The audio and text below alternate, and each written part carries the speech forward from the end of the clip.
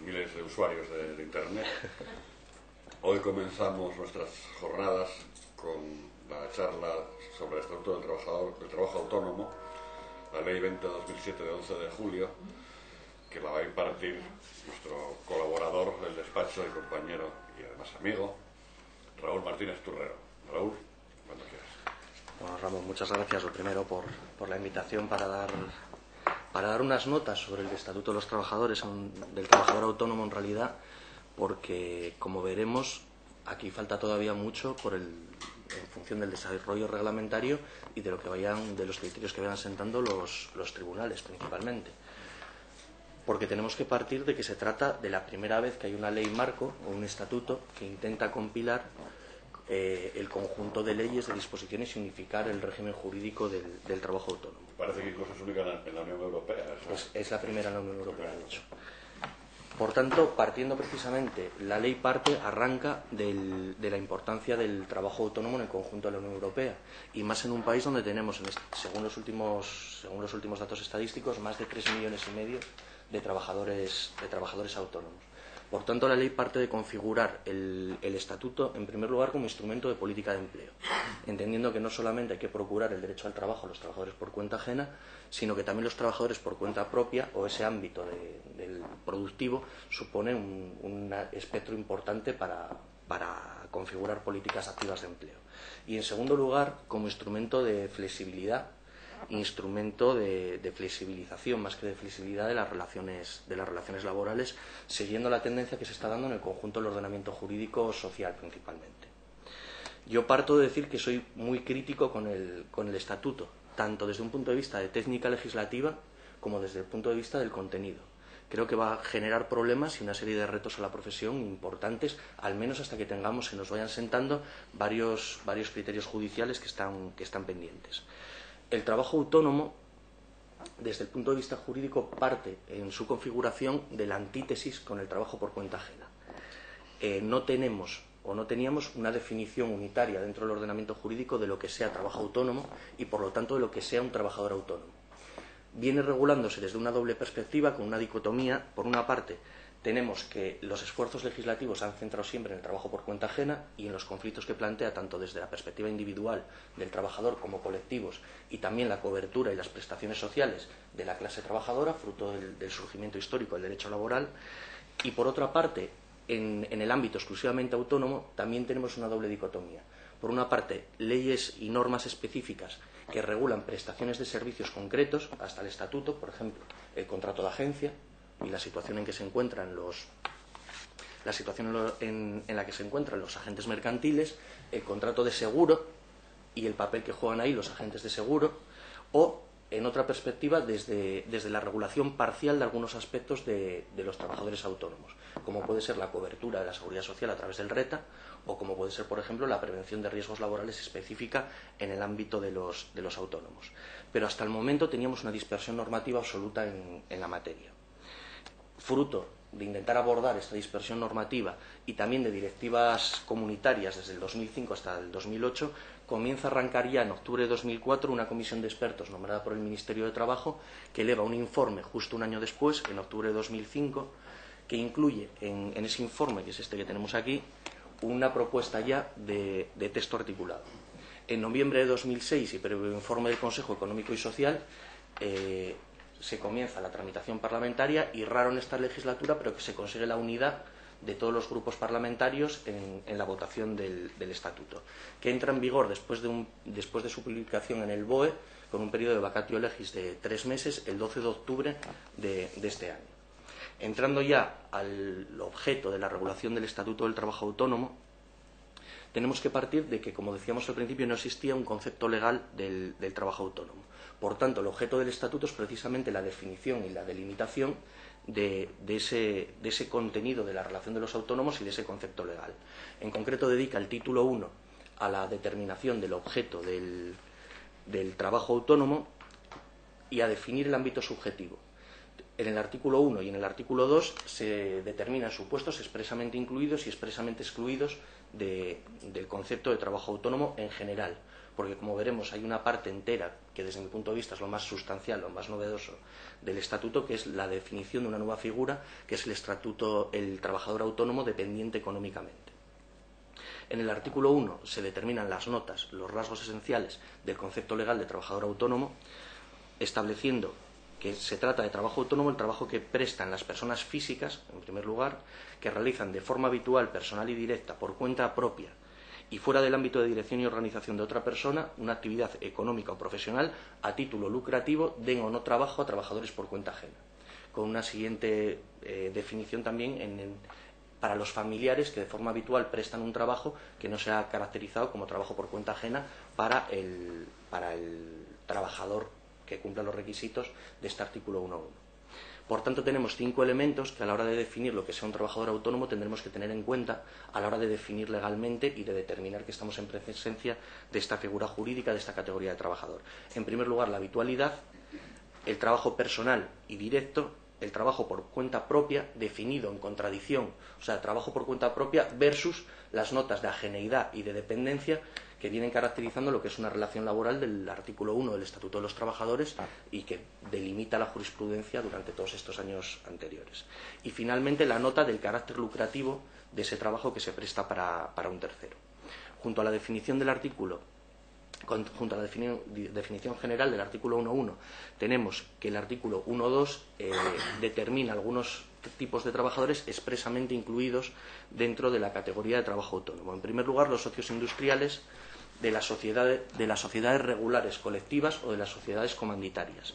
En segundo lugar, los comuneros de las CB, de las comunidades de bienes, y los miembros de las sociedades civiles irregulares, siempre y cuando en su actividad no se dediquen a la mera administración de un bien en común. O sea, por ejemplo, si yo tengo con mi hermano un piso en un régimen de comunidad de bienes por ser heredado, todo lo que tenga que ver con la administración de ese bien en común en la forma de CB o en la forma de sociedad civil irregular no entraría dentro de la categoría de trabajo autónomo. En tercer lugar, aquellos que desempeñen funciones de gerencia o dirección que van aparejadas al cargo de consejero administrador de una sociedad mercantil capitalista, bien una SL, bien una SA, a título con las mismas notas generales que establece el artículo 1.1, con las notas de carácter lucrativo, forma habitual, trabajo personal y directo, cuando posean el control efectivo, bien sea directo o indirecto, de la sociedad capitalista de la que son consejeros o de la que son administradores. Y en cuarto y quinto lugar, los trabajadores económicamente dependientes, que luego veremos, y por último, los trabajadores autónomos extranjeros, para lo que hay una remisión normativa expresa a la Ley 4/2000 y a la modificación introducida por Ley 8/2000 de la ley y el Reglamento de Extranjería.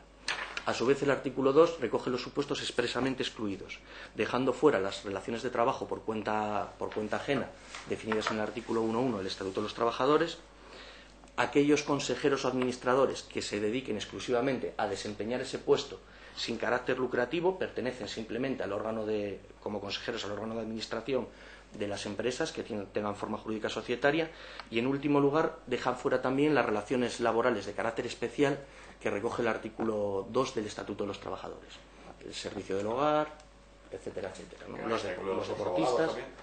¿La relación especial laboral de los abogados? No, ahí hay como un poco más adelante, hay una exclusión expresa precisamente a quien tiene abiertos oficinas, despachos profesionales y demás, que se excluye expresamente de la categoría de trabajador autónomo económicamente dependiente. Entonces, esto no nos dejaría fuera en principio. Por ejemplo, en mi caso, yo soy trabajador autónomo, pero trabajador autónomo general. Un abogado con despacho abierto al público, aunque tenga incluso una relación de dependencia económica con otra firma, superior al 75%, no se consideraría nunca trabajador autónomo económicamente dependiente. Lo vamos a ver luego expresamente. Se refiere a esta exclusión a las que recoge el artículo 2 del Estatuto. El servicio del hogar, deportistas de élite, altos directivos, transportistas, etcétera, ¿no? Que tienen un régimen particular que se regula ahí o en su normativa específica. Agraria, a lo mejor también. También, por ejemplo. El régimen, entrando ya al régimen profesional general, del trabajador autónomo en general, porque tenemos que empezar a tener en cuenta esta dicotomía, que tenemos dos tipos de trabajador autónomo a partir del 12 de octubre, el dependiente económicamente y el trabajador autónomo que veníamos considerando hasta el momento. El artículo 3 recoge el derecho aplicable.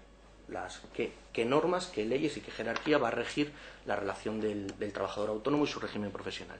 En primer lugar, las disposiciones de la propia Ley 20-2007, haciendo una referencia clara a que la ley rige en todo aquello que no se oponga a las legislaciones específicas que rijan una determinada parcela, una determinada relación concreta. Por lo tanto, aquí rige el principio de especialidad en la aplicación del derecho, desplazando la norma especial a la norma general, que en este caso será el Estatuto del Trabajador Autónomo.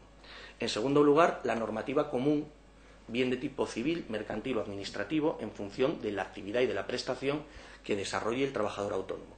De forma que si yo tengo un contrato civil con alguien, tendrá que tenerse en cuenta la normativa civil a la hora de interpretar ese contrato. Si el contrato, por ejemplo, de seguros o de agencia es un contrato de tipo mercantil, habrá que tener en cuenta la normativa mercantil en lo que se aplique, y si es con la administración, pues el derecho administrativo.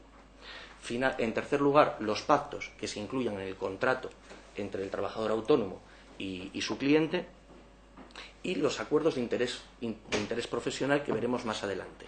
Porque precisamente esa figura de trabajador de trabajador autónomo económicamente dependiente es una figura intermedia entre el trabajador por cuenta ajena y el trabajador por cuenta propia, de forma que estos acuerdos profesionales vienen a ser lo que en el derecho laboral ordinario son los convenios colectivos. Incluso hay un pseudo derecho a la negociación colectiva, como veremos si nos da tiempo. Y finalmente se recoge como última fuente los usos y costumbres, tanto locales como profesionales, en la prestación de los servicios del trabajo autónomo. El artículo 4 y 5 recogen sucesivamente los derechos y los deberes del trabajador autónomo, recogiendo el artículo 4, en primer lugar, una disposición general programática de respeto a los derechos fundamentales y libertades públicas de los trabajadores autónomos, reconocidos tanto en la Constitución española como en los tratados y acuerdos firmados y ratificados por España. Y se hace una referencia expresa a 3 derechos individuales: el derecho al trabajo y a la libre elección de la profesión o oficio, la libertad de iniciativa económica y el derecho a la libre competencia, y en tercer lugar el derecho a la propiedad intelectual sobre las obras o los servicios que recojan la posibilidad de propiedad intelectual. Se recogen en el artículo 4.3 el ejercicio de una serie de derechos individuales por parte del trabajador autónomo, generales, que no voy a desarrollar: igualdad ante la ley, intimidad, dignidad, formación, seguridad y salud laboral, prevención de riesgos laboral, conciliación de la vida profesional y doméstica, etcétera. Una serie de derechos los que comúnmente aplicamos a otros ámbitos del ordenamiento jurídico. Y se hace una referencia expresa a 2 elementos que sí son importantes, porque desde mi punto de vista son los que van a generar más problemas en la aplicación de toda esta normativa: el derecho al ejercicio individual de acciones derivadas de la actividad profesional por parte del trabajador autónomo, y el derecho a la tutela judicial efectiva y al acceso a medios de solución extrajudicial de conflictos. Como veremos en adelante, va a haber problemas, yo creo que desde ya, a la hora de determinar la competencia del orden jurisdiccional que va a conocer en unos casos o en otro. El artículo 5 regula, como decía, los deberes profesionales del trabajador autónomo. En primer lugar, cumplir las obligaciones derivadas del contrato que se firme con el cliente, cumplir las obligaciones en materia de seguridad social, tanto de alta como de comunicación de altas, de bajas, de cotización, etcétera, cumplir con las obligaciones fiscales y tributarias, y con las normas deontológicas aplicables a la profesión concreta en caso de que haya una regulación de las normas deontológicas, como es el caso de nuestra profesión. El artículo 6 cierra el elenco de derechos de los trabajadores autónomos, recogiendo expresamente el derecho a la no discriminación y a la garantía de los derechos fundamentales. De lo general, de esa regulación donde se establece con carácter ideológico, por decirlo así, el respeto a los derechos fundamentales y libertades públicas, aquí se intenta precisar y concretar eso. En concreto, a través de 4 medidas. En primer lugar, hacer un mandato expreso a los poderes públicos para que garanticen la efectividad de esos derechos y no queden como una mera proclamación formal, por decirlo así. En segundo lugar, una remisión expresa a la Ley 3/2007, la Ley de Igualdad, la Ley para la Igualdad Efectiva de mujeres y hombres, en todos los casos que tienen que ver con las discriminaciones que se pueden dar por razón de género.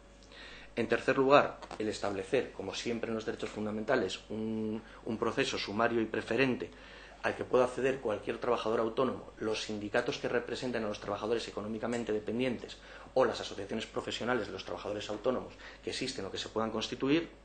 Y finalmente una cláusula en este artículo 6 donde se establece que las cláusulas que figuren en los contratos que vulneren cualquier derecho fundamental o restrinjan cualquier libertad pública son nulas de pleno derecho y, por lo tanto, el juez que conozca del asunto tendrá que determinar, en función del artículo 1258 del Código Civil, la indemnización que resulte de la vulneración de un derecho fundamental o de la restricción de las libertades públicas. El artículo 7 regula la duración y la forma del contrato para todos los trabajadores autónomos. Estamos todavía en el marco del trabajo autónomo general, del trabajador autónomo que conocemos hasta la fecha. Luego veremos especialmente el caso de los trabajadores dependientes económicamente. Y simplemente se hace una referencia que el contrato, como contrato principalmente civil o mercantil en su caso, puede concertarse de forma verbal o de forma escrita, incluyendo como novedad que en cualquier momento, tanto el cliente, la empresa cliente, o el cliente directamente individual, como el trabajador autónomo, pueden solicitar y exigir de la otra parte que el contrato verbal se eleve a contrato escrito. El artículo 8 hace una referencia a la prevención de riesgos laborales, que veremos al final si nos da tiempo, por ir a lo que va a generar problemas más que a lo que es general y normalmente aplicado en el derecho laboral. El artículo 9 hace una referencia a la protección del menor, estableciendo que en ningún caso se permitirá el trabajo autónomo de los menores de 16 años, haciendo ni siquiera en el caso de trabajadores que sean familia, hace esa salvedad, aunque bueno, es general la prohibición de trabajo por debajo de los 16 años. Claro, pero sí hace una referencia a que hay que estar a lo que contempla el artículo 6 del Estatuto de los Trabajadores, para los casos de los niños que trabajan en espectáculos públicos. Que en este caso, por ejemplo, pues desde un anuncio hasta el circo, por decirlo así, al teatro, la ópera, cualquier espectáculo.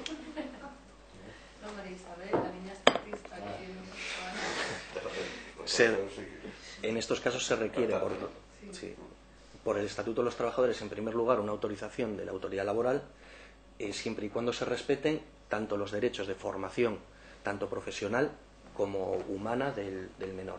Y en todo caso, siempre que no corra riesgo la seguridad física, la integridad física del menor. El artículo 10 se dedica a establecer una serie de garantías económicas en una doble perspectiva. En primer lugar, garantías económicas hacia el propio trabajador autónomo. Y en segundo lugar, del trabajador autónomo, la responsabilidad del trabajador autónomo hacia los clientes. Al trabajador autónomo se le concede desde el Estatuto acción directa contra el empresario principal cuando el autónomo trabaje para un contratista o para un subcontratista.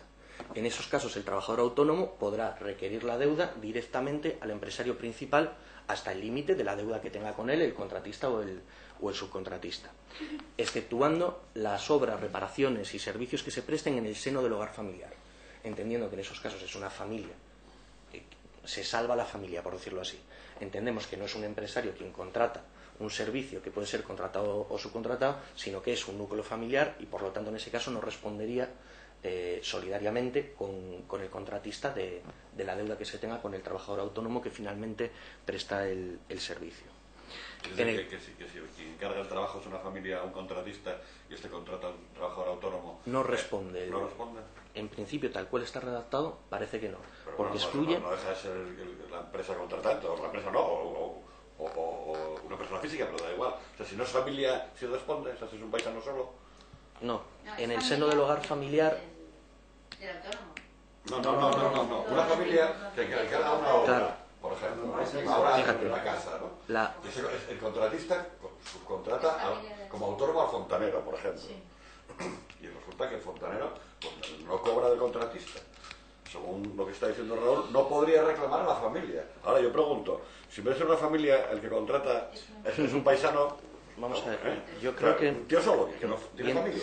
Viendo la redacción, yo creo que va a ser en el sentido que lo plantea Teresa. La redacción dice, salvo que se trate de construcciones, reparaciones o servicios contratados en el seno del hogar familiar. ¿Cómo interpretamos en el seno del hogar familiar?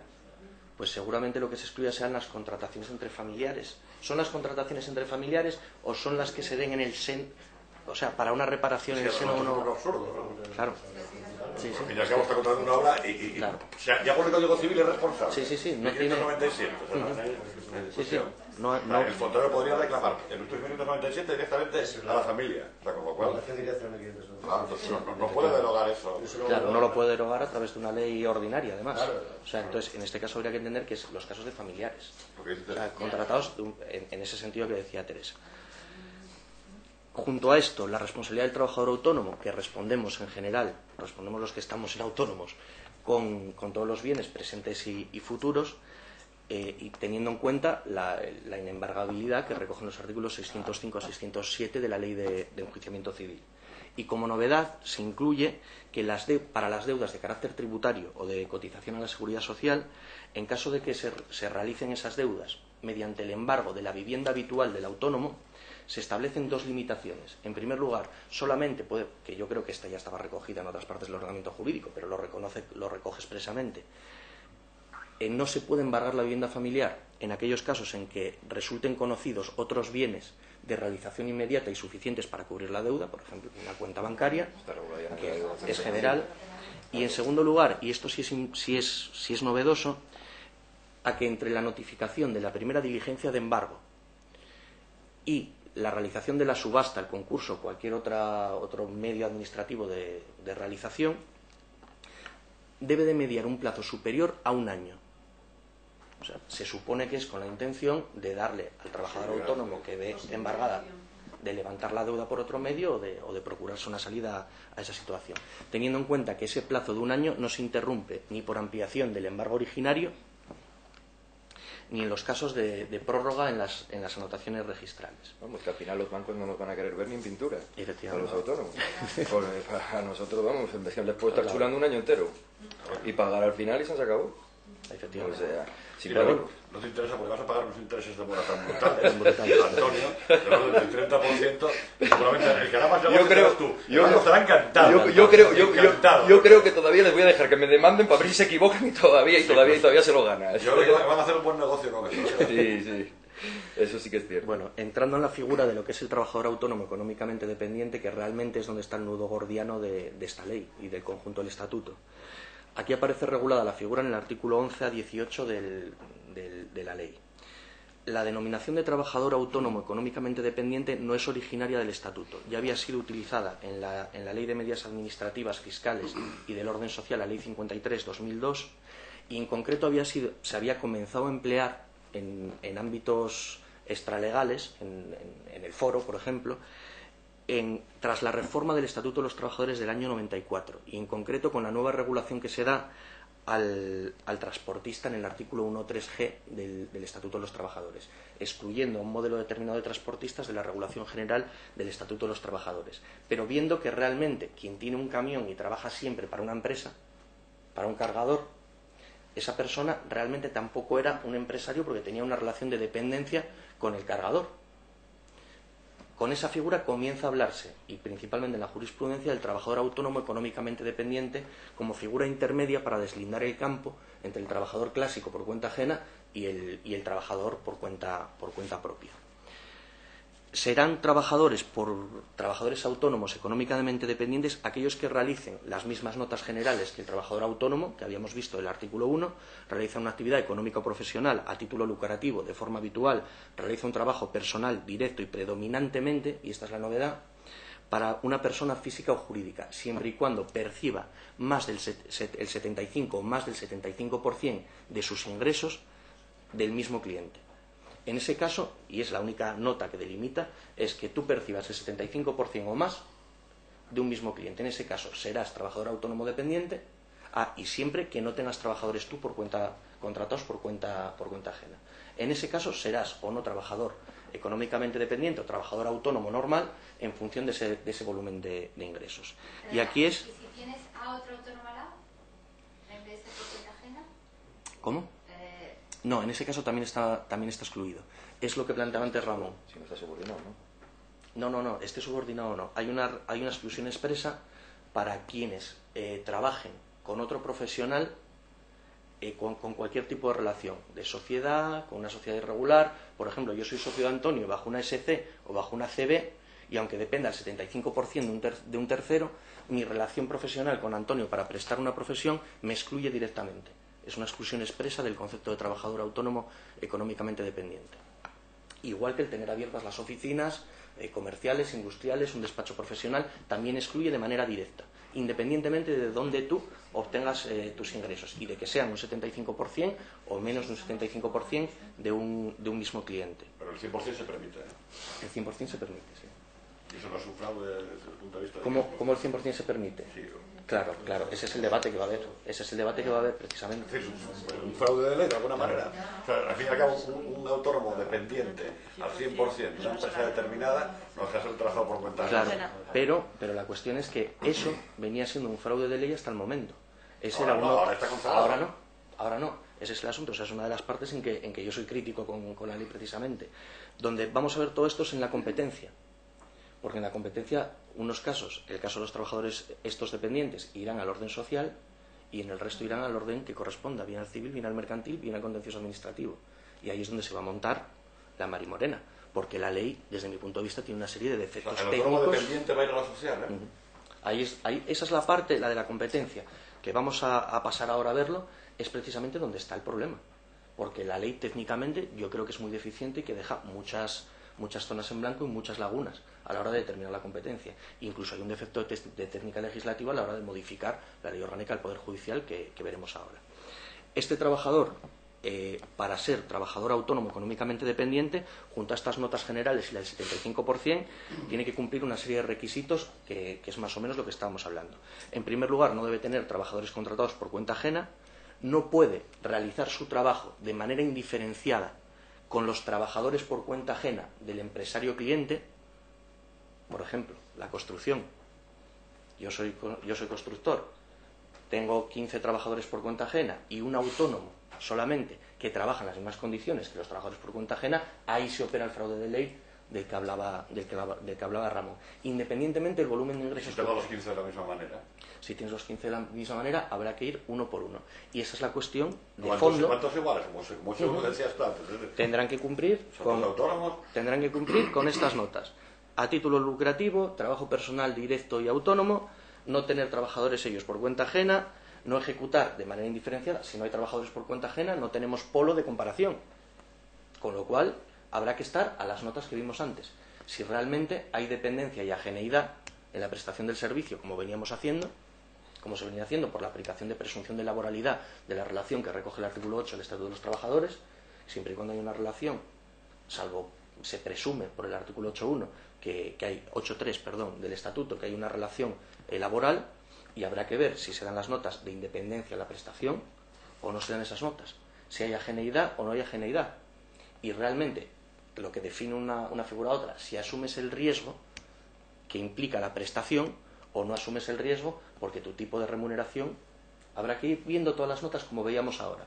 Ahora nos llegaba al despacho una persona que tenía un contrato con una empresa cliente, que cobraba siempre la misma cantidad, que no tenía medios de producción, que no tenía ni un ordenador ni un despacho abierto al público, que trabajaba en un despacho, que estaba bajo órdenes directas del empresario principal, que los clientes venían directamente del empresario principal y que siempre cobraban una misma cuantía. Tú vas viendo una serie de notas que demuestran que hay una dependencia clara. En ese caso iríamos a la relación laboral. Vamos a ver, estamos Lo que jugando pasa con la palabra. es que si trabajas para uno solo, Estamos la jugando. independencia que tienes de tener el despacho Claro. público, todo eso es un poco... Vamos a ver, estamos hablando las palabras dependencia e independencia. Claro. Si estamos hablando del autónomo dependiente, ¿cómo coño vas a hablar del autónomo independiente? Claro. No, la independencia del no, independencia del autónomo fíjate, dependiente. fíjate, ¿Cómo es? no. Aquí la dependencia, la nota de la dependencia de este El trabajador... independiente es el general. No. Y el dependiente. No. A ver, son dos conceptos distintos. Utilizamos el mismo concepto, pero en categorías paralelas. La dependencia de este modelo de trabajador autónomo, la dependencia de este modelo de trabajador autónomo le viene el nombre de trabajador dependiente por la dependencia económica. La independencia de la que hablamos en el ámbito laboral, vinculado al artículo 1 y al artículo 8 del Estatuto, es la independencia en la prestación del servicio. Que yo ordene, que realmente yo ordene y tenga criterios organizativos para desarrollar mi trabajo, no que tenga que hacer el trabajo bajo la disciplina. Y si eres un gerente autónomo, pero ejerces como labores de gerente, Depende, claro. No, en ese caso, La vamos a ver. independencia organizativa y de todo tipo, cuando te pagan el 100% de lo que ingresas, el grupo No, tal... es pero complicado. ahí tendríamos que ver si estamos ante un trabajador autónomo o si estamos ante un caso de alta dirección, que va por el artículo 2 del Estatuto de los Trabajadores. Este es el caso de un señor que es autónomo, está de alta como autónomo... Trabajador tal. autónomo. Sí, Trabajador autónomo general. Sí, está de alta como autónomo. Entonces lo contrata un grupo de compra Ujú. y bueno, le pagan cada uno de los socios de ese grupo de compra, le pagan una cuota a ese gerente que hace labores de gerente. Tiene una caseta allá al lado de su casa por la que paga un alquiler y tiene unos años de relación laboral en el que él decide hasta cierto punto, porque claro, está allí para hacer un poco lo que le mandan y a la vez pues para originar ideas y organizar las cosas como cualquier gerente también de una empresa, pero él está de alta como autónomo y ahora quieren deshacerse de él y les piden una indemnización por despido porque Claro. dice que es un trabajador. Digo yo, ¿cuál sería ahí la figura de un autónomo dependiente? En este ¿Qué caso- tendría que hacer? ¿Es un autónomo dependiente esto? Este es un autónomo dependiente. Y quiero decir, ¿y afectaría esta ley a Sí. esta relación anterior? ¿Yo la podría aplicar? Sí, claramente además. Porque Y es el uno trabajador de, por cuenta ajena. fíjate, es uno de los supuestos. Como ser un trabajador por cuenta ajena bajo la figura de trabajador autónomo dependiente 100% de Eso una está única empresa. reclamando. Eso está reclamando. Vamos a ver, claro, él va reclamando la relación laboral. Claro, Pura y dura. claro, y estaba ahí, digamos, tapada. Que te van cambiando Sí. el trabajo de los Si la ley, vamos a ver, si la ley, si la acción, social por cuenta de la compañía, horarios y todo eso. No, esto, no, bueno, no, no lo paga la no lo paga. compañía. Claro. ¿Lo paga él? Claro, como autónomo. Ahí todavía estoy, pero si Pero es la horarios- habitación de su casa. Claro, pero ahí está. Entonces lo paga. es en la habitación de su casa. Pues mira, vamos a ver. Claro, vete dando los datos así. ¿Es autónomo dependiente? Totalmente. ¿O es laboral? Si él ejercitó la acción para pedir la laboralidad de su relación Sí. o frente a una extinción del contrato que él plantea que es un despido y va al orden social, en ese caso, si es después del 12 de octubre, habría que aplicarle estos criterios que estamos viendo. Bien, para empezar se puede aplicar esto, ¿no? Aunque lleve años. Sí, claramente. Vale. Claramente. Ya, pues, Entonces, esos requisitos que decíamos, por ir agotándolo según va surgiendo el debate, no tener trabajadores por cuenta propia, no ejercer de manera indiferenciada, como decíamos, con trabajadores de la misma que realizan las mismas funciones, tener infraestructura y materiales propios necesarios para la realización de la prestación, diferenciados de los del empresario, que es otra de las notas. Por ejemplo, tú tienes una habitación, será en tu casa donde quieras, pero realmente eso es un medio de producción. Fijaros, Parte de los medios de producción. aparte que dependiendo del juzgado en que caiga, aquí hay que estar a la ley del juzgado, pero en general hay una tendencia. Maravilloso. Ya saben, la ley no necesariamente es fuente del derecho. Reinos de Pero taifas. ojo, yo os voy a poner un ejemplo concreto. Para un pleito de estos de laboralidad, un juzgado aquí en Oviedo aprecia que el que la trabajadora, que en este caso percibía prácticamente el 100% de ingresos, y siendo autónomo, el mismo caso, es despedida, planteamos el pleito laboral, declare usted con carácter antes del fondo, declare usted la laboralidad y después entremos a ver si el despido es procedente o improcedente. Bien, en ese caso, desestiman la demanda porque la trabajadora en algún caso, no siempre, llevó a la oficina, en este caso no tenía habitación, trabaja en la oficina del empresario principal, llevó un ordenador portátil en algún caso. Hostia.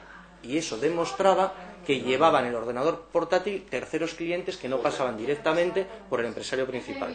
O sea, realmente la tendencia que hay, tanto legislativa como jurisprudencial, es cada vez más a reducir, aunque sea contrario a todos los preámbulos del mundo, a reducir el carácter laboral. Porque hay una consigna general de flexibilización de las relaciones laborales. Y favor contra operario. Claro. O sea, el principio properario se está alterando en este ámbito. Dubio al menos. contra operario. Claro.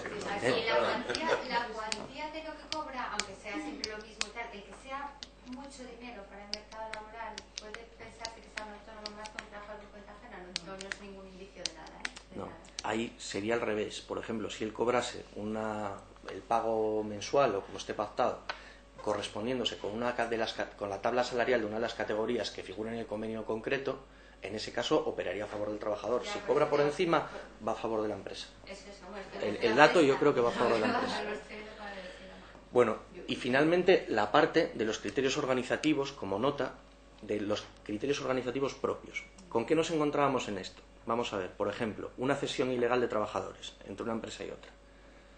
O sea, yo soy trabajador de la empresa A que me cede a la empresa B para quien presto el servicio.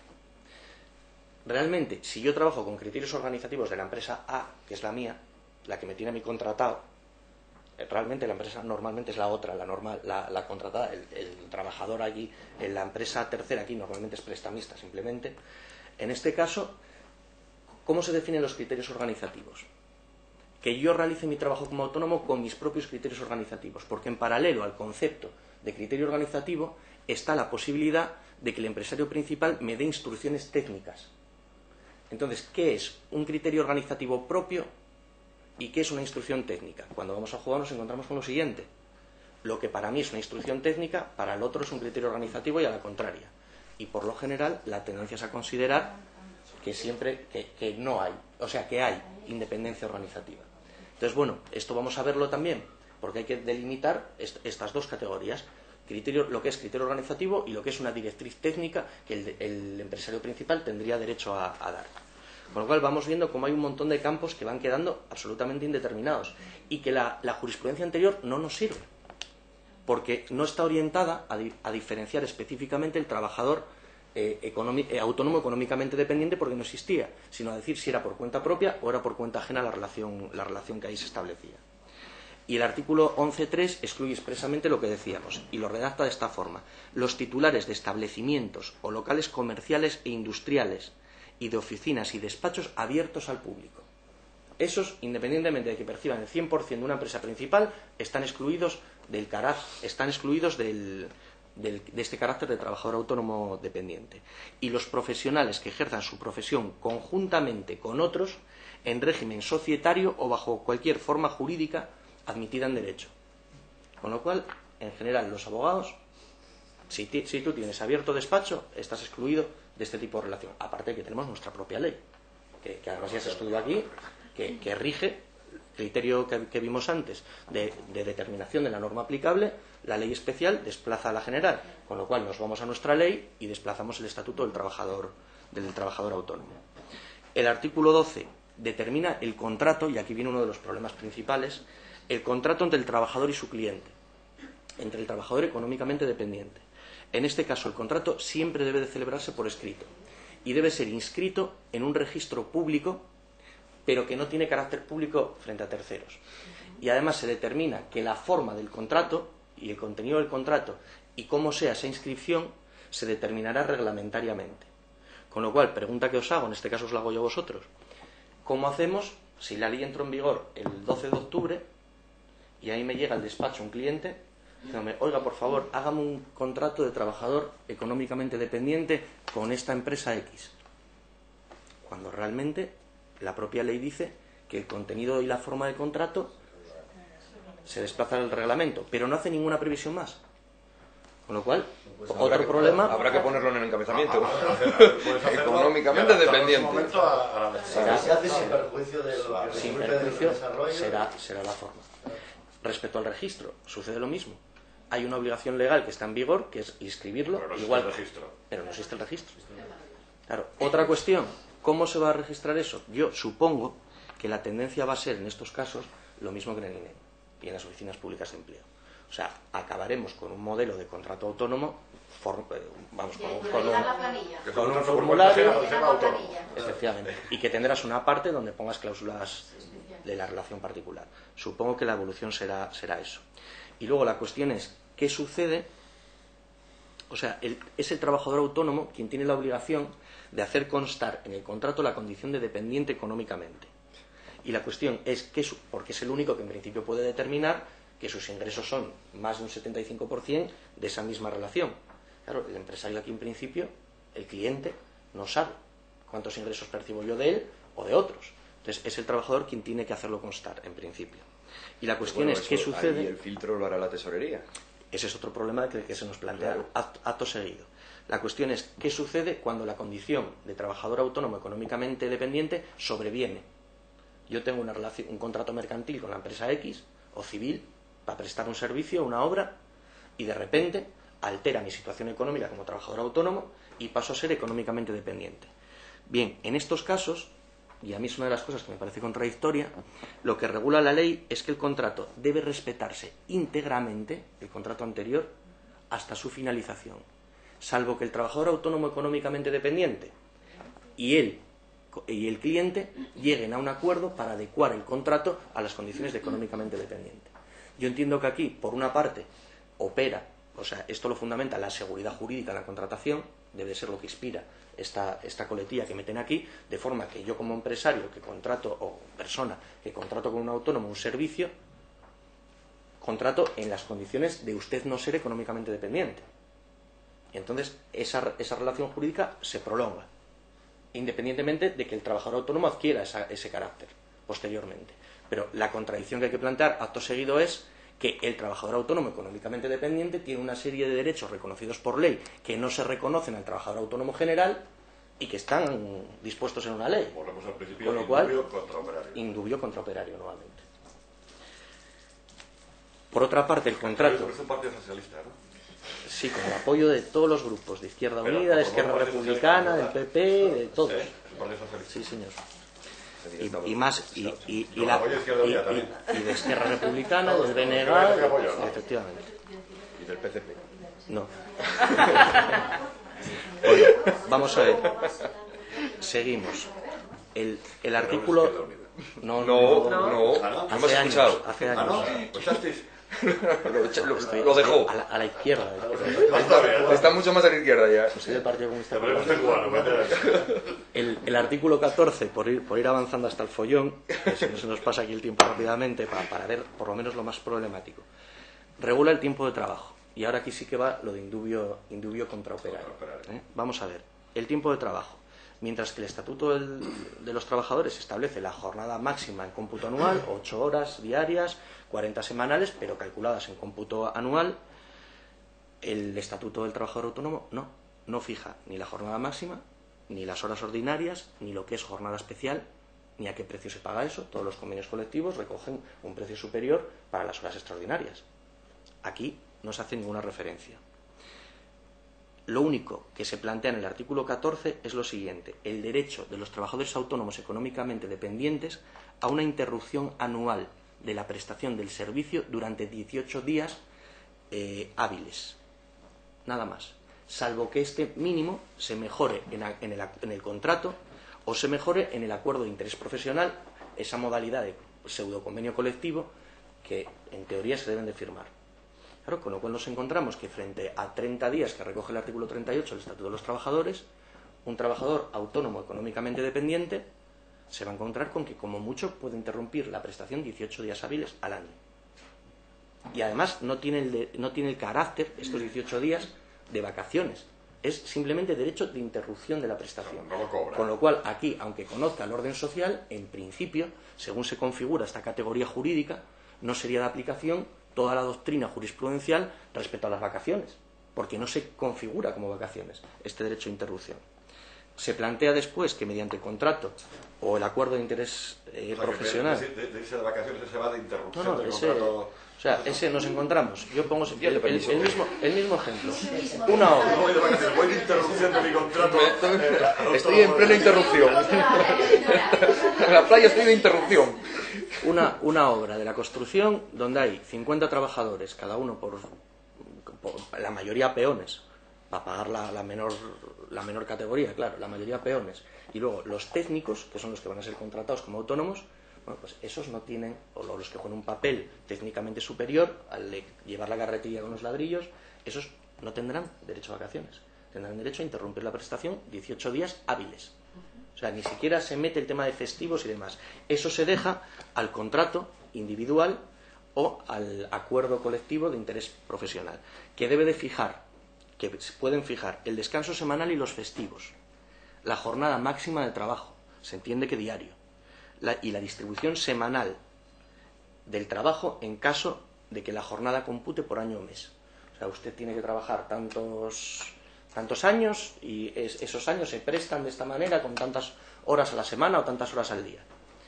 Bien, y aquí está la cuestión del indubio pro operario o del indubio contra operario. ¿Con qué nos encontramos? Bueno, nos encontramos con que la fuente, o sea, el inicio del derecho laboral es precisamente el que entienda el poder público que entre un trabajador individual y un empresario no hay igualdad a la hora de negociar en la contratación. Esa es toda la fuente de inspiración del derecho laboral, de las primeras leyes de fábricas, aquí creo que en 1903, y del principio indubio pro operario. Bien, aquí nos encontramos que eso se invierte.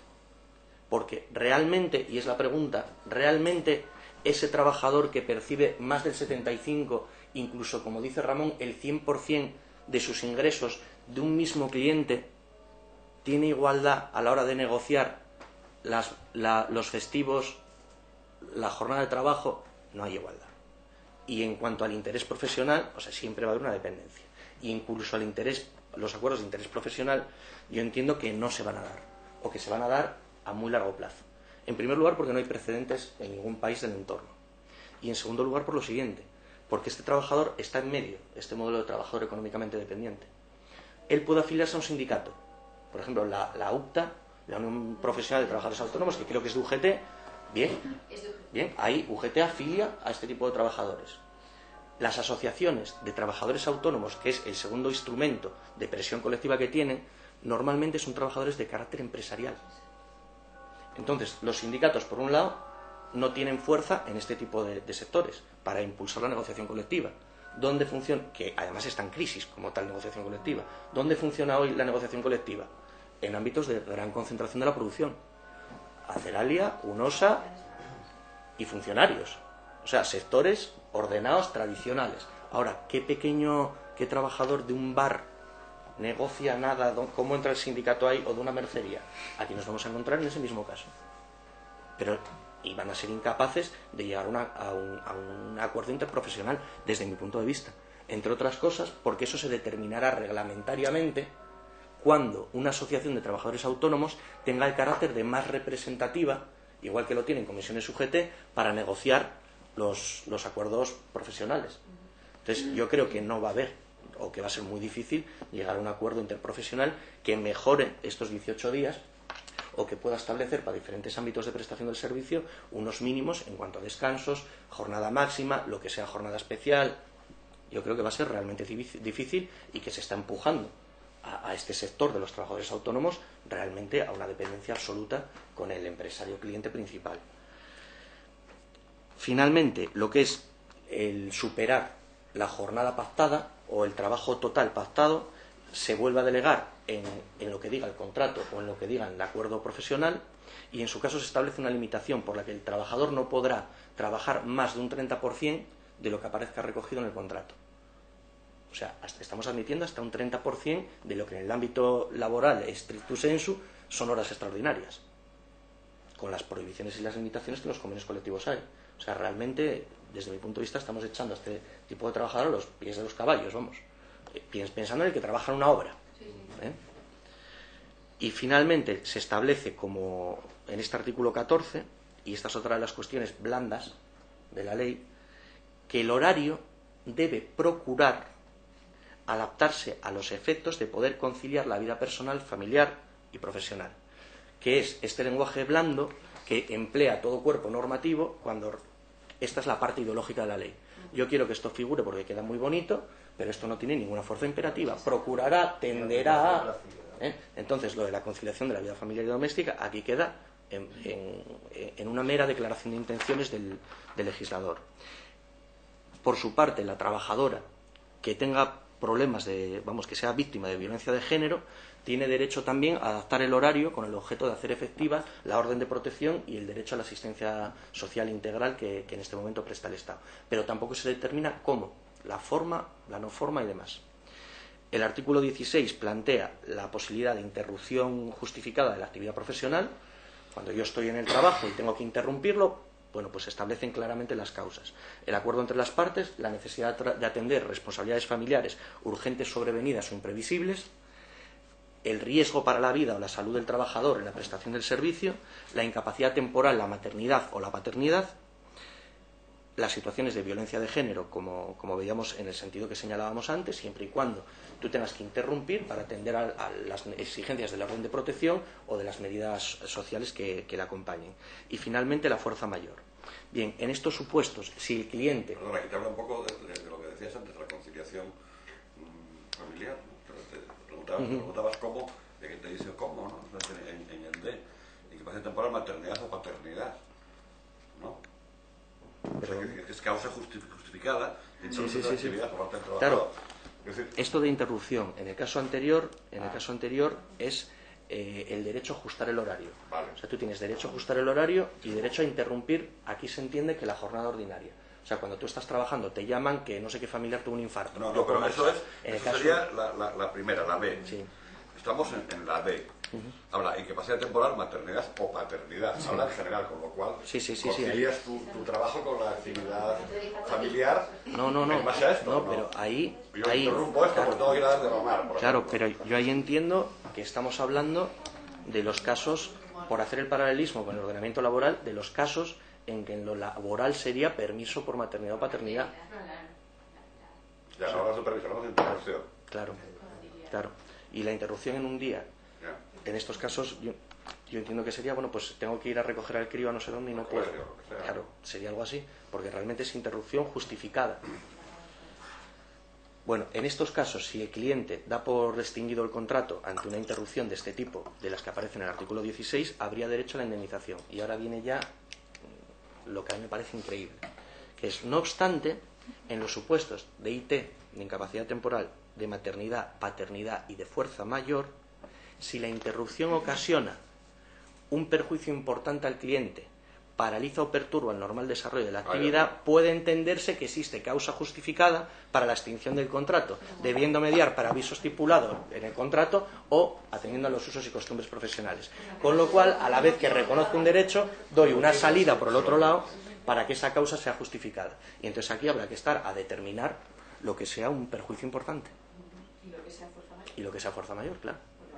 Es que entonces queda muy general, y aunque otorga un derecho a esa interrupción con esas precisiones que hacía Ramón, nos deja abierta la puerta para justificar el que yo interrumpa el contrato directamente y te deje fuera. Y estamos hablando no del autónomo en general, del económicamente dependiente, con lo cual pierdes del 75 para arriba de tus ingresos, ha sido un plumazo. Entonces aquí habrá que ver si rige el principio prooperario, que yo en principio entiendo que sí o no, a la hora de determinar esto. Conocen los jueces de lo social, y al conocer los jueces de lo social de estos casos, se aplica la ley del procedimiento laboral, donde se recoge. Entonces veremos a ver cómo se matiza eso, porque tienen que conciliar todo el orden social, principalmente en lo procesal, con lo civil, lo mercantil o lo administrativo que rija la relación particular. Y eso lo va a tener que hacer el juez de lo social. También alguna diferencia va a tener que haber, ¿vale? Con el trabajador por cuenta ajena, digo. Claro, porque como veíamos antes, porque... como veíamos antes, parece que el principio prooperario aquí no funciona, por lo menos como funciona en el resto del derecho laboral, con lo cual el juez tendrá, como dice Teresa, que adaptarse a lo que está ley, a los espíritus de esta ley, que no es precisamente el favor prooperario. No, y más todavía, porque daros cuenta que la ley es marco, pero luego la ley dice que aquí vamos a lo que dice la ley, a las disposiciones comunes que rijan el contenido de la prestación, de manera que si yo estoy trabajando para una administración y ahí hay cuestiones administrativas, habrá que estar al derecho administrativo y por lo tanto no hay indubio prooperario. Si es civil, no hay indubio prooperario, y si es mercantil, tampoco hay indubio prooperario. Y luego la ley especial. En el caso de que se aplique una ley especial, puede haber más matices laborales. En el caso de que apliquemos el derecho común, aquí no hay principio prooperario. El juez social solo aplica el estatuto de los trabajadores en lo que tiene que ver con el económicamente dependiente y la ley del procedimiento laboral. Entonces habrá que ver en qué casos la ley del procedimiento laboral sí recoge, como las leyes de rito suelen hacer a veces, cuestiones de derecho, más que de procedimiento exclusivamente.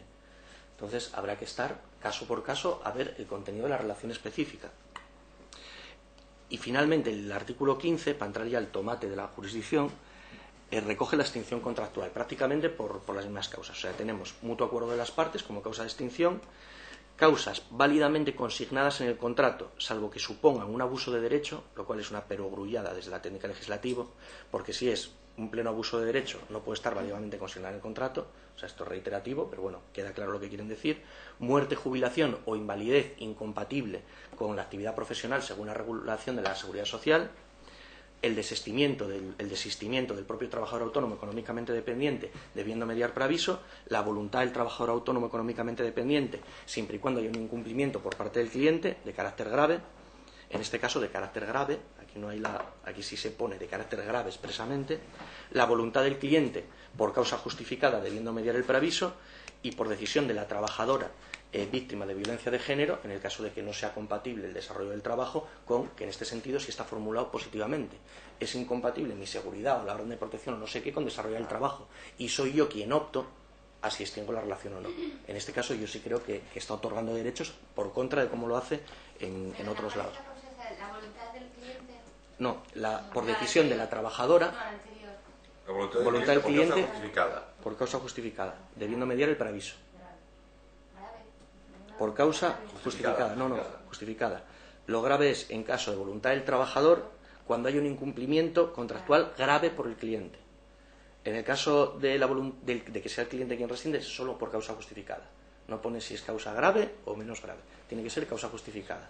Bueno, que aquí hay otra nueva diferencia, además, en el corpus de un mismo artículo. Para extinguir el contrato. Para extinguir. Si la causa es justificada, es una causa justificada, eso no... Las causas justificadas, Vienen después, ¿no? las causas son estas. Ya. Estas que hay aquí. Y yo entiendo que hay que integrar este artículo con lo que se decía antes, que es lo que va a regir, siempre y cuando cause un perjuicio importante, paralice la actividad o cause un perjuicio económico grande. Yo supongo que se integrará esto otro con esa parte que vimos antes. Luego, el artículo 15.2 recoge el derecho de indemnización para cualquiera de las dos partes en 3 casos, que son los que concreta. Cuando hay un incumplimiento contractual, surge el derecho a ser indemnizado por daños y perjuicios, según el régimen general del Código Civil. Cuando se produzca por voluntad del cliente sin causa justificada, y en los casos en que se produce por desistimiento del trabajador, siempre y cuando genere un perjuicio importante al cliente. Entonces hay que mezclar, aquí a la hora de ver la gravedad hay que recurrir a lo que vimos antes, la entidad del daño o del perjuicio que se cause. La cuantía de la indemnización vuelve a delegarla a lo que se diga en el contrato individual o en el acuerdo profesional en caso de que se suscriban, y en concreto señala una serie de factores, una serie de criterios para determinar la cuantía de la indemnización. El tiempo restante previsto en el contrato, desde que se extingue lo que queda del contrato, la gravedad del incumplimiento del cliente, las inversiones y los gastos anticipados por el trabajador autónomo para prestar ese servicio, y el plazo de preaviso, y entendemos que si se ha cumplido o no con el preaviso, siguiendo un poco la línea laboral, de si no media preaviso que está reconocido, pues bueno, esos días hay que pagarlos como días de trabajo, ¿no?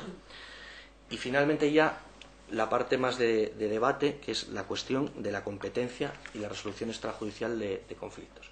El esquema viene a ser el siguiente, que es el recogido en los artículos 17 y 18. Trabajador autónomo, normal, y las empresas o clientes para quien prestan los servicios se mantienen fuera de la jurisdicción social. El trabajador autónomo entendido como hasta ahora. Los conflictos del régimen profesional del trabajador autónomo económicamente dependiente van todos atribuidos a la jurisdicción social, igual que todas las cuestiones derivadas de la aplicación o interpretación de los acuerdos profesionales, igual que sucede con los convenios colectivos, pues todos van a la jurisdicción social. Bueno, pues en este caso esos acuerdos irían también a la interpretación y aplicación de los autónomos dependientes, en este caso, efectivamente. Aquí no lo dice, pero... No, porque los acuerdos de interés profesional, que antes creo que no lo dije, son solo para los trabajadores autónomos económicamente dependientes. El resto de relación entre dos empresas. Y finalmente, las cuestiones relativas a la afiliación, el alta, las bajas y la cotización y recaudación de la seguridad social, que van por delegación de la propia ley del procedimiento laboral en el artículo 3b al orden contencioso administrativo. Bueno, aquí, en principio, el artículo 17, el preámbulo, plantea la atribución de competencia al orden social para los trabajadores autónomos económicamente dependientes, planteando que la configuración jurídica de esa figura fue elaborándose fruto del propio debate en el ámbito social.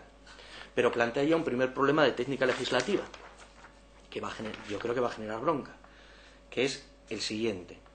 Vamos a ver, esta determinación del artículo 17 rompe claramente la distribución y la atribución de competencias entre el orden social y el orden civil, la clásica.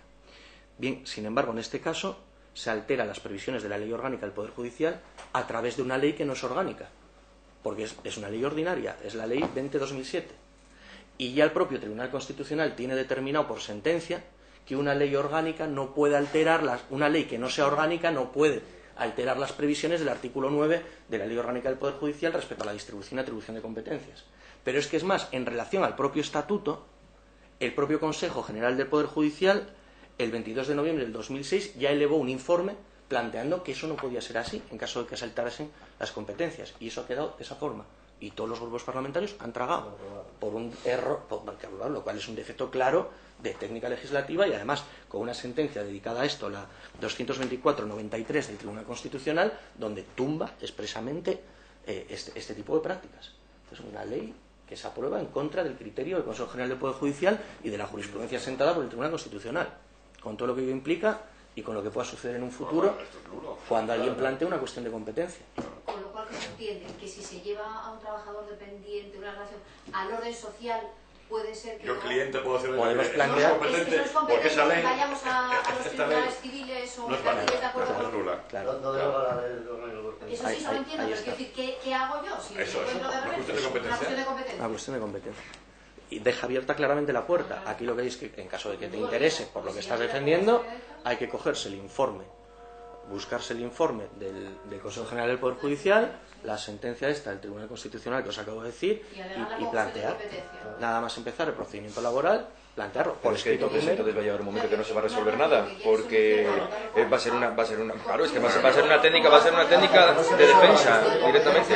O sea, según entro en sala y según lo te vea un poco jodido, cuestión de competencia y fuera. Si tu cliente, Que lo resuelvan. si tu cliente es el cliente del autónomo dependiente, pues Claro, encantado. claro. Porque me gusta que estemos aquí Claro, pues, para rato. No, seguimos con más problemas. Seguimos con más problemas. A ver, está claro que lo que define al final la atribución al orden jurisdiccional es que tú percibas más del 75%, salvo los casos que vimos expresamente excluidos. Bien, pregunta, ¿cómo se determina? Porque una de las notas que recoge el artículo es la habitualidad. ¿Cómo se determina el momento inicial desde que se entiende que se generan esos rendimientos a efectos de que sean considerados habituales? Los últimos 12 meses que perciba yo el 75% del cliente, el último ejercicio fiscal, varios ejercicios fiscales, y si un mes llevo el 75 y otro mes el 61, ni una palabra sobre todo esto. ¿Qué periodo computamos? A efectos de entender que es habitual eso. Pero bueno, si yo estoy cobrando el 50% y un mes cobro el 75%, es claro que no hay habitualidad. Pero ¿en qué periodo de tiempo lo computo? En un ejercicio fiscal que seguramente sea lo razonable. Y la segunda cuestión, ¿cómo lo pruebo? ¿Cómo lo pruebo? Que percibo el 75% o el empresario, como el cliente, en caso de... ¿Cómo prueba que lo lógico, o lo que por lo menos empiezan a comentar los artículos que hay en torno a esto, es que igual que en el contrato y en el registro se vaya a un modelo similar al laboral, en este caso haya que pedir un certificado a la agencia tributaria para poder calcular los ingresos declarados en todo caso, que además en este caso es una medida contra la morosidad también, en el caso del trabajador autónomo, y que tú puedas ver la ratio que hay del ingreso total y ese cliente en concreto. Por lo tanto, esto queda indeterminado también, cuando entendemos que hay 75% y cuánto no. Y la cosa se complica ya mucho más en torno a la competencia respecto a tres figuras concretas que se había declarado en el ámbito laboral en los últimos 15 años prácticamente el carácter mercantil de su relación y no laboral, y por lo tanto estaban expresamente excluidos del Estatuto de los Trabajadores. Los agentes mercantiles o comerciales, contrato mercantil, contrato de agencia, los agentes de seguros y el caso de los transportistas que veíamos antes. Bueno, tras la entrada en vigor de la ley vuelven a generarse más problemas. En el caso de los agentes comerciales, en todos ellos surgen figuras intermedias, necesariamente, porque tú tenías que el agente comercial, no el representante de comercio, el agente comercial, mercantil, ese estaba fuera, iba por lo mercantil. Bien, el representante de comercio estaba dentro del estatuto, iba por lo laboral. Bien, ahora nos surge una figura intermedia, que es el agente comercial mercantil, pero que al ser económicamente dependiente va por el orden social. Con lo cual, el juez social tendrá que integrar el fondo de la litis en el derecho y tendrá que formar opinión en derecho mercantil, no en el derecho laboral, solamente el derecho laboral en lo que tiene que ver con el procedimiento. Con lo cual, los jueces de lo social, mercantil, civil... Los jueces saben de todo, ¿eh? Saben de todo, sí, bueno, es la suerte. Podemos tener un juez de laboral en personal administrativo o a penal. Y la cuestión es el régimen transitorio que se establece aquí para estas tres figuras. Por ejemplo, en el caso de los agentes comerciales, los contratos suscritos con anterioridad a la entrada en vigor de la ley, el 12 de octubre pasado, deben de adaptarse en el plazo de 6 meses desde la entrada en vigor del reglamento. Para el reglamento hay un año desde la entrada en vigor de la ley. Bien, pues estos tienen 6 meses desde la entrada en vigor del reglamento para adecuar los contratos anteriores. Pero en ese periodo hay derecho a rescindir el contrato. Yo creo que va en el mismo sentido que hablamos antes de la seguridad jurídica. Yo contrato contigo en relación de igualdad, como trabajador autónomo normal, hay un cambio legislativo, a mí no me interesa cogerme ese cambio y rescindo. Y habría que entender que esa rescisión es justificada en este caso, independientemente de lo que tú percibas por esa relación laboral. Y el trabajador tiene la obligación de comunicar su carácter de dependiente en el plazo de 3 meses desde la entrada en vigor del reglamento. O sea, hay 6 meses desde la entrada en vigor del reglamento para las dos partes para modificar el contrato, para adaptarlo a la ley. Y el trabajador tiene en el plazo de 3 meses que comunicarlo al cliente, efectivamente. A ti facturo bastante como tú eres un cliente, yo soy un dependiente, ¿no? Con lo cual, tanto como veremos ahora, porque el resto es prácticamente similar, vamos a ver cuándo nace vamos a ver cuál es la fuente que determina la atribución de competencia. ¿La ley o el contrato? Por ejemplo, yo en teoría, por el hecho de reunir las características y los requisitos de un trabajador autónomo económicamente dependiente, según la ley, yo puedo presentar mañana una demanda ante el juez de lo social. En principio, independientemente del contrato que yo tenga con mi cliente. La ley no aclara esto. Y para el reglamento hay 1 año de plazo y todavía no está en marcha. Entonces, esa es la cuestión. ¿Qué vamos? ¿A la verdad material, como está obligado el juez de lo social? No así los que se basan en el derecho dispositivo en otros órdenes jurisdiccionales. ¿Vamos a la verdad material y entonces hay que investigar con carácter previo si se cumplen todos los requisitos? Y luego, como hacemos ahora, con un trabajador autónomo, vamos para allá, con la venia señoría, con carácter previo al fondo del asunto, hay que determinar la laboralidad o no. ¿Vamos ahora con lo mismo, independientemente del contrato que figure? No, porque si es la demanda el autónomo que tiene que notificarse al cliente. Claro, pero es que no hay ningún sitio donde nos diga que es el contrato. A ti no te da los derechos de trabajador autónomo económicamente dependiente el contrato, te los da la ley, salvo en lo que el contrato pueda mejorar la ley. Pero la ley te obliga a comunicarlo, y si no lo comunicas, ¿qué se supone? No se sabe. Podría comunicarlo después de que entre en funcionamiento el reglamento. Y tampoco, después tampoco... Y tampoco se sabe qué pasa. Claro. Estos son los problemas de técnica legislativa. ¿El contrato se podrá determinar también la competencia? Si es que al final, por lo que se ve, el contrato que va a tener que hacer va a ser un contrato puede, donde va a haber que recoger absolutamente todo. El contrato se podrá... Exactamente, va a ser como un contrato de arrendamiento con 54 puntos, donde cláusula esta, cláusula esta y cláusula esta. El orden, claro. Nos quedan 15 minutos, avanza un poquitín más para llegar a los derechos de los trabajadores, porque esto va a ser interesante. Trabajadores la verdad que muy generales. En el caso del sector transporte, estos trabajadores se encontraban fuera del orden laboral siempre y cuando cumpliesen una serie de requisitos, que trabajasen con una autorización administrativa para el transporte, que mediase precio en vez de salario, con la propiedad del vehículo o poder directo de disposición sobre el vehículo, y realizados de forma continuada o no para el mismo cargador. Ahora conoce la legislación social, la jurisdicción social, en el mismo caso, siempre y cuando sea trabajador económicamente dependiente. Un asunto muy famoso el de la central lechera asturiana. Claro, efectivamente. Eran como 700 paisanos. Claro. Al final se reconoció la relación laboral. Totalmente. Pero aquí... Eran autónomos, estuve trabajando muchos años en un proyecto famosísimo. Exclusivamente trabajando. Era un montón de camiones. Fue una sentencia muy... Claro. Y se reconoció la relación laboral. Pero fijaros aquí el lío, porque aquí es peor. Los contratos anteriores a la entrada en vigor de la ley tienen 18 meses para adaptarse desde la entrada en vigor del reglamento. Ahí estoy. ¿Vale? El reglamento para poder producir... Y desde ahí, claro, 18 meses desde ahí de plazo para adaptarse. Pero en segundo lugar, los trabajadores deben comunicarlo al cliente en el plazo de 1 año desde la entrada en vigor de la ley, en este caso. Y entonces vamos a los agentes de seguros, y aquí es ya que yo ya no entiendo nada. Lo mismo, independencia de la prestación de servicio. En este caso no es el régimen general que establece la ley. No nos vamos a la nota del 75%, a los supuestos excluidos e incluidos. Aquí dice, hay una remisión expresa de desarrollo reglamentario. Aquí dice que los supuestos en que los agentes de seguros sean trabajadores económicamente dependientes los determinará el propio reglamento. Y entonces, y establece, sin embargo, el plazo de 1 año desde la entrada en vigor de la ley para comunicar al cliente la condición de trabajador autónomo económicamente dependiente. Pregunta inmediata: si no sé qué va a decir el reglamento, ¿cómo en el plazo anterior voy a saber si soy trabajador económicamente dependiente o no? O sea, el error de técnica legislativa, y esto está todo en las disposiciones. Esto no se puede hacer en una comida. Esto hay que sentarse y hay que charlarlo. Vamos a la cuestión de derechos rápidamente, después de que os planteé estas dudas sobre la competencia.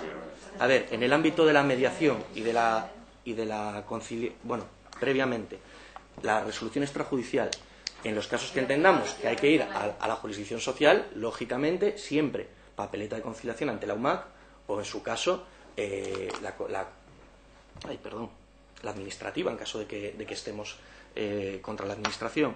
Se recoge también la posibilidad de acudir, en el artículo 18, de acudir al arbitraje voluntario, según la ley de arbitraje. O sea, oye, está el SES, que acabo de llamar. Esa SEC, pero es que esa SEC reglamentariamente en Asturias no coge conflictos individuales, solo conflictos colectivos, por ahora. Salvo que se cambie el reglamento de SEC. Hace una referencia expresa. En Zaragoza sí cogen conflictos, el de Canarias no lo he leído, pero el reglamento del sistema extrajudicial de conflictos de Zaragoza y el de Cataluña también admite conflictos individuales, y se estaba empezando a hablar sobre el tema de los conflictos de autónomos dependientes y cosas así. Pero claro, estamos hablando de mucha gente. Está por desarrollar eso. Hay muchísima gente. Esa SEC. Que sí, servicio asturiano, sí, pero sí. servicio asturiano. Eso queda pendiente también. Entonces, simplemente en el momento que haya dónde hacer el arbitraje o cómo, salvo que sea privado, pues tiraremos por ahí. Luego, ya un repaso rápido de algunas cosas. Vamos a ver, el derecho a asociación y sindicación, que es una de las cuestiones que se plantea entre los artículos 19 y 21. Bien, en este caso, el trabajador autónomo económicamente dependiente tiene derecho a... Cuando habla del trabajador autónomo, ¿se refiere a los dependientes y a los independientes? No, en este caso sí, en este caso se defiende en general, porque aquí la determinación, la ley nos reconoce el derecho a afiliarnos a un sindicato, pero realmente es la Ley Orgánica de Libertad Sindical y el desarrollo del sindicalismo el que rige cuando un sindicato afiliado o no. El requisito hasta ahora era que un trabajador autónomo pueda afiliarse a un sindicato siempre y cuando, a un sindicato de clase, entendamos, no profesional, siempre y cuando ese trabajador autónomo no tuviese contratado personal por cuenta ajena. Yo no tengo contratado personal y estoy afiliado a un sindicato. Tengo contratado a una persona, no puedo estar en un sindicato de los tradicionalmente de clase. Esa es la nota de diferenciación. En esos casos, el trabajador, si cumple los requisitos establecidos en la legislación sindical, puede afiliarse al sindicato. No, pero, y si no, puede afiliarse a la asociación la profesional. pregunta es, cuando habla la ley, ya no solo en este caso, sino en cualquier otro lugar de la ley, los trabajadores autónomos son titulares de tal, ¿se refiere a los dependientes o a todos?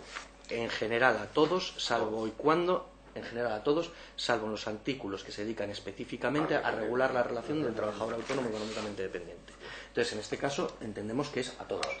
Entendemos que es a todos, estamos del 19 al 21, siempre y cuando se respete la legislación sindical, que en este sentido es esa, de la LISOS. O sea, no tener contrato personal por cuenta ajena. Las asociaciones que se creen en este sentido se rigen por la ley de asociación, por la 1.2002. Por la nueva ley de asociación. Entonces aquí hay que combinar en ese derecho a asociación la ley de asociación con las leyes sindicales. Se prevé la creación de un consejo de trabajo autónomo dependiente del Ministerio, donde se supone que se producirá la negociación colectiva en ese ámbito, entre las patronales, con presencia entre la PAT, claro, porque aquí hay una cuestión, o sea, que es el propio carácter doble del trabajador autónomo. O sea, yo por una parte soy empresa, yo como autónomo puedo estar afiliado a la CEO, claro, a la FADE. Entonces, y a la vez, si no tengo personal contratado por cuenta ajena, puedo estar afiliado a comisiones obreras. Y entonces yo mismo estoy negociando conmigo mismo. O sea, eso lo hizo Franco, el sindicato vertical. El corporativismo, ¿no? En Cuba parecido. Eso, para la próxima ponencia hablamos de la... Porque en Cuba sencillamente no hay negociación colectiva. En realidad no hay nada que negociar. Pues los trabajadores no negocian consigo mismos, pues aquí es el Estado. Bueno, respecto a la prevención de riesgos laborales, vuelve a manifestarse el doble carácter, claramente. En la medida en que yo soy autónomo y por tanto trabajo por cuenta propia, estoy obligado a aplicar la ley de prevención de riesgos laborales.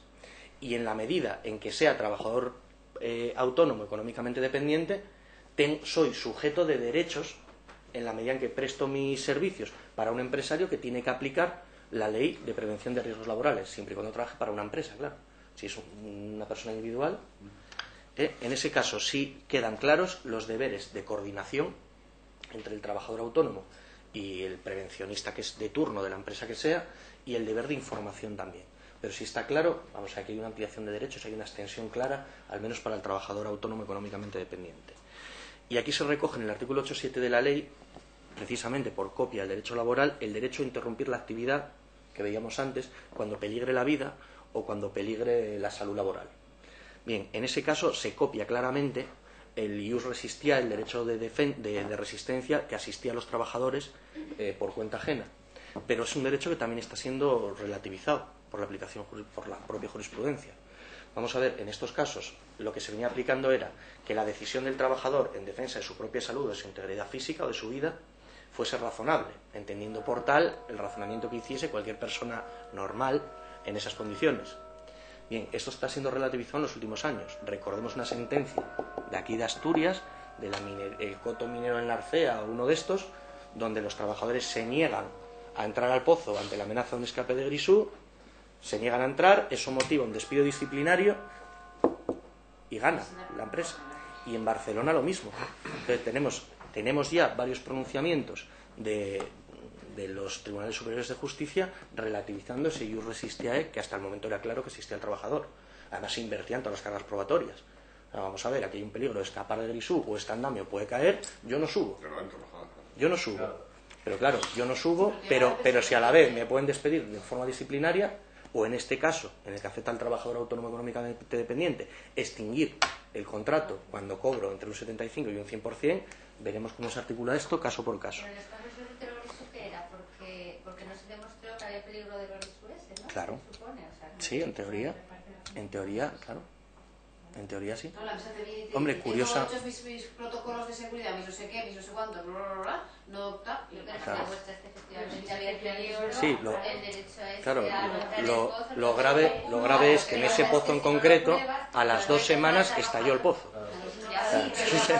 Pero Teresa, la manera de probar Ya, en ese pero momento el derecho concreto. está el tema de la prueba, que es decir, si cualquier trabajador se niega porque va a haber peligro y el peligro no lo hay, tendrás que demostrar que hay peligro. Eso no digo, pero Claro, en ese momento a las 2 concreto, semanas 2 semanas después No, estalló. pero que eso ya no es una cuestión de derecho, es una cuestión No, es una cuestión de no prueba. es que sea ahora Claro, ese está derecho claro. no existe. Pero ahí no nos ahí lo que está claro es cómo apliquen el indubio pro operario, que se aplica no sobre el derecho sino sobre los hechos. Hay un tribunal, aunque no Sobre creo los que hechos. mucha prueba, en la duda, tenía que haber fallado a favor de los obreros. Claro. Porque solamente pensar que el empresario podía entrar y tienen que entrar, y la posibilidad de que hubiera estallado el Grisú dentro, imagínate Pero tú porque qué lo pasa. piensa quién, eso es que yo eso...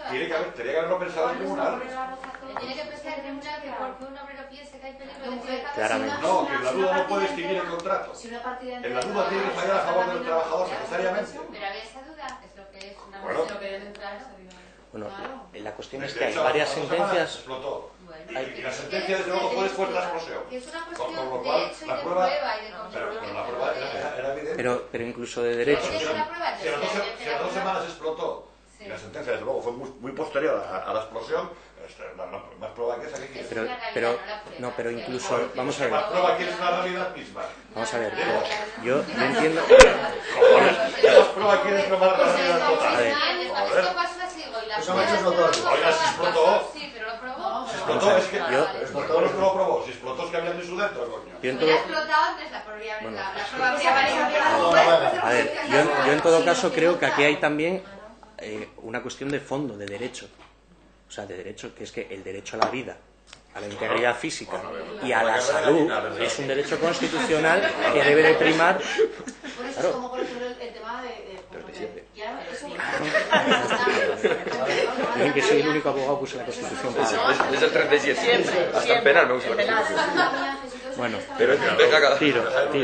A ver, respecto a la seguridad social, respecto a la seguridad social, por dar una nota y aquí un consejo práctico, los artículos 23 a 26, son 28 artículos pero muy densos, mantiene la situación del régimen especial de seguridad social de el RETA, vamos, mantiene la vigencia del RETA.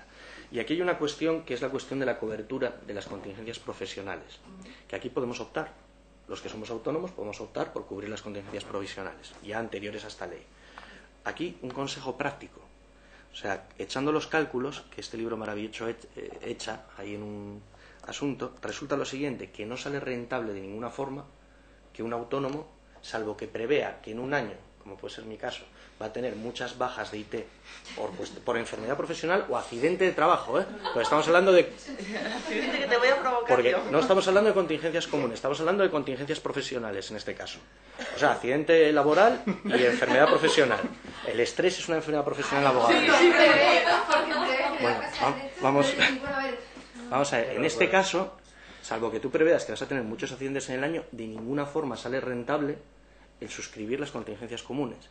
Si tenemos en cuenta la base reguladora mínima por la que se cotiza y la cuota que se establece, para una baja de larga duración, las que se entiende en la Seguridad Social por encima de 20 días de IT, en esos casos, lo más que cobraríamos serían 113,11 euros, con la base mínima. Sí, de un lado, de uno a otro. Sin embargo, No, de diferencia entre uno y otro. eso, de diferencia De diferencia. entre tener suscritas De voluntariamente, diferencia. sí, pero No de base. de anualmente, sí, en lo que tú percibas, en la prestación. No, en la prestación. En la prestación. Con la mínima, teniendo la base mínima. Sin embargo, la cuota anualmente es de 452,28 euros. Si tú echas los cálculos, ese dinero te vale más invertirlo en subir la base de cotización, con lo cual tú aplicas el mismo tipo sobre una cuota distinta, sobre una base distinta, vas a recibir prácticamente lo mismo y además estás cotizando para la jubilación por una base superior. Con lo cual, salvo que alguien prevea que se va a pegar cabezazos contra la mesa del escritorio 15 veces al año, no merece la pena el ir a cubrir las contingencias profesionales. Se recogen los derechos de seguridad social, claro, es que da tiempo a... Vamos a ver, luego tenemos... ¿Cuánto nos queda? 8 minutos, por hablar. 8 minutos. Bueno, a ver, vamos ya al cuerpo de la ley. A ver. Bueno, los derechos son los generales de la Seguridad Social que veíamos. Aquí vuelvo a ver el follón con los plazos en que tú tienes que comunicar o no comunicar lo de la cobertura, lo de la no cobertura, si eres transportista, si no eres transportista, volvemos a tener ese follón. Y luego están los derechos en general, por un lado, la política de fomento del trabajo autónomo, medidas activas para el propio gobierno, los artículos 27 y 28.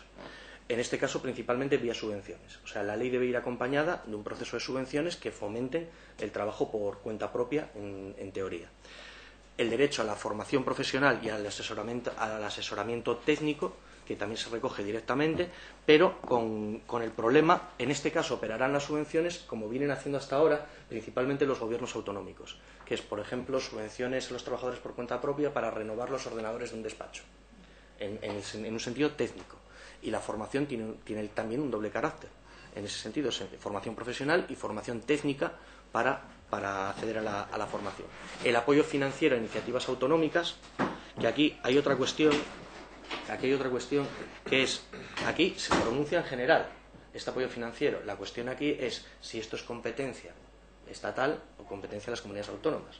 Que yo entiendo que la ley marca que hay que desarrollar iniciativas de apoyo financiero a los trabajadores autónomos, pero que la competencia para el desarrollo va a ser de las comunidades autónomas. Y realmente, junto a los derechos de la seguridad social, poco más.